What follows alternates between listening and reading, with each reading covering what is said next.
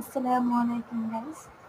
আজকে দিব হচ্ছে আমরা নাগার আচার আর আমের আচার মানে একলাগে বানাইমু। আমের মধ্যে দিয়ে দিচ্ছি বাখরের গুঁড়া 1 চামচ, স্বাদ মতো লবণ আর দিয়ে দিচ্ছি মরিচের গুঁড়া। এখানে আমি 3 চামচ মরিচ দিচ্ছি কারণ আমি জাল খেতে অনেক ভালোবাসি।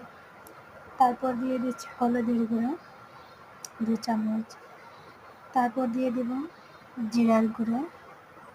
তারপর দিয়ে দেব পাঁচফোড়ন।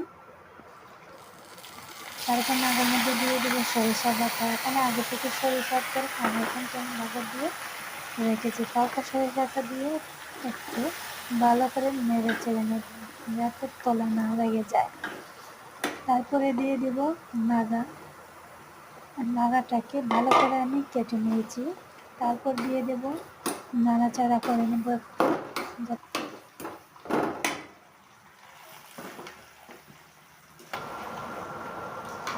যাতে সবগুলো একলগে আমের মধ্যে এখন দিয়ে দিলাম, বাগারের মধ্যে দিয়ে সবগুলো মিশ্রণ করে নিলাম।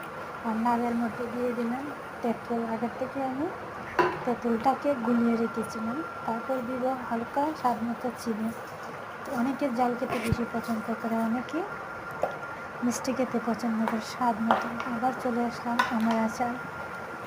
একটু নেড়ে চেড়ে দেবো নাগার আচারটাকে। তারপর এখানে দিয়ে দিলাম আচারের মশলা 2 চামচ। এখন নেড়ে ছেড়ে দেবো যাতে তলায় না লেগে যায়।